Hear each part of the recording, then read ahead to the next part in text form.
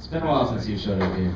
Yeah, I've been re-outlining, and I'm still doing that, getting it down to more of a movie format. Yeah, there's so much in this movie.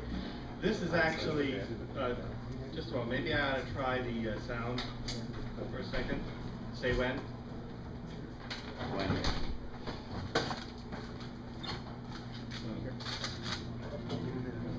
Nothing. Yep, that's it.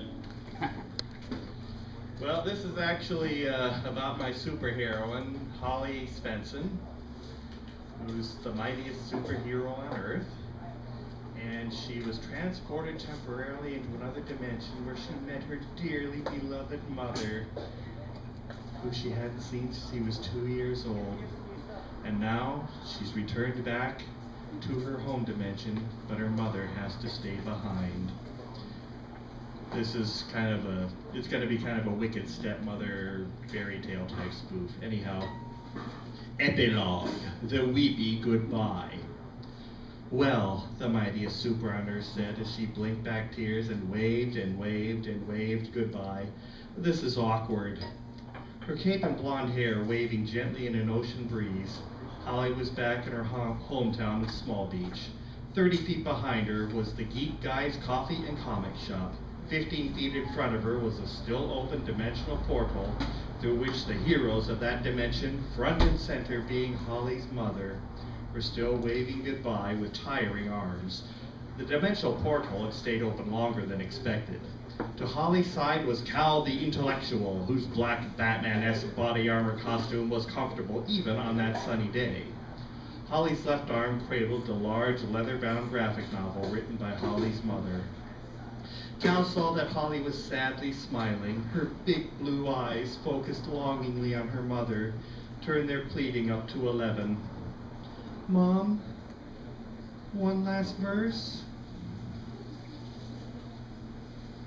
Holly's mom sang it again, You Are My Sunshine. Holly reached out with her right hand, her left still holding the book to her chest, and she motioned like she was gently brushing something.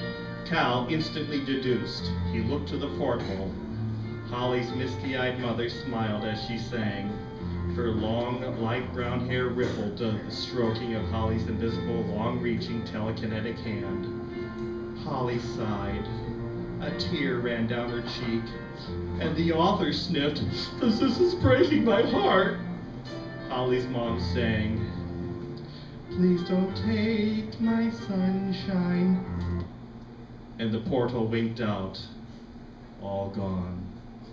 Holly whispered, Mom. Cal turned back to Holly, his love, his wife, and his heart broke.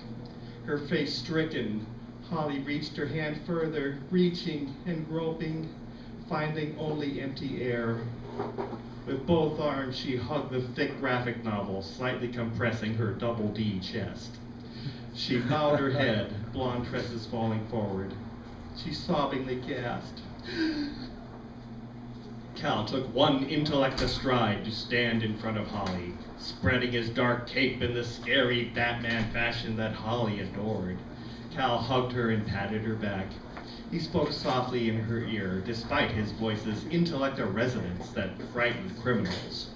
Holly, I deduce that since you are hugging the book instead of me, and since you did not punch the author for that double D wisecrack, that you desperately want to read your mother's book now. He took her by the shoulders while the author breathed a sigh of relief. Holly raised her head. Her lips trembled. Her eyes were two blue oceans of sorrow. I can't let our kids see me like this.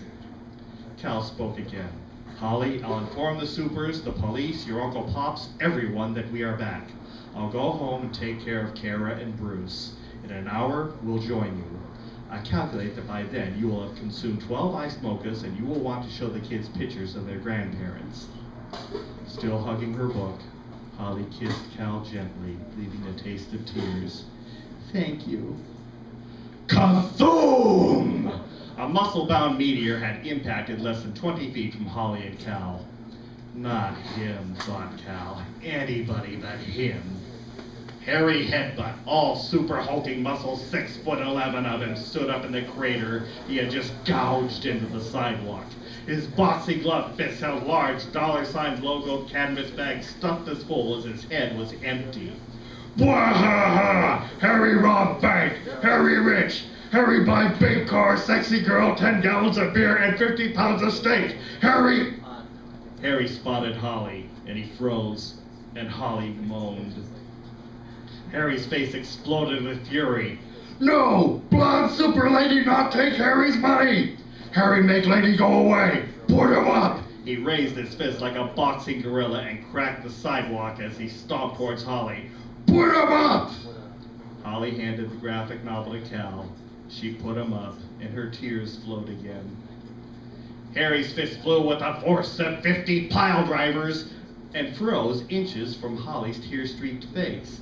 Harry's beady eyes squinted at that. Why you cry? Harry not even hit you yet! Cal stepped between them, facing Harry. Harry, Holly is sad. We are in another dimension where Holly got to meet her dearly beloved mother again, whom Holly hasn't seen since she was 2 years old. But now, Holly is here. Her mother had to stay in the other dimension, and it is unlikely that Holly will ever see her mother again. Harry's forehead furrowed. No? His mouth gaped. More? His lower lip trembled. Mommy? Boo-hoo-hoo! Wah! Harry tsunamied gallons of tears. Without the least bit of malice, he shoved Cal aside. Cal's intellect body armor kept Cal's bones intact. Harry hugged sad lady! Harry's super beefy arms hugged Holly into an even beefier chest before she could dodge. Harry heard every bit of air whoosh out of Holly's lungs. Harry blubbered into Holly's ear. When Harry in jail, his mommy, Harry need hanky. He grabbed Holly's white cape and foghorned into it like a tugboat going down for the third time. Holly winced at her now green cape. She unclasped it from her costume and dropped it. It hit the sidewalk with a squish. Super stamina kept Holly from gagging. Harry took Holly by the shoulders and sobbingly sympathized. Whenever Harry in jail, his mommy always visit him. Tell Harry she love him. Bring Harry big yummy cakes. Harry smacked his lips. Cake's kinda crunchy. Cal spoke up. Harry, she's been baking files into the cakes. Harry snorted. So that's why Harry's teeth cleaner after he eat mommy's cakes. He patted Holly's hand. Harry go to jail quietly. We fight some other time. You remember your mommy, okay? A tear fell from his face. Its impact on the sidewalk rattled store windows. Holly rubbed Harry's hand. Okay. She smiled respectfully. Have you been working out? Harry smiled back and flexed his watermelon biceps. Yeah, Harry lift heavy things when in jail so he not get bored. We have good fight next time. I'm looking forward to it, Harry. Bye. Holly took the graphic novel back from Cal, hugging it close. She kissed Cal on the cheek, then quietly shuffled to the coffee shop, her caffeinated fortress of solitude.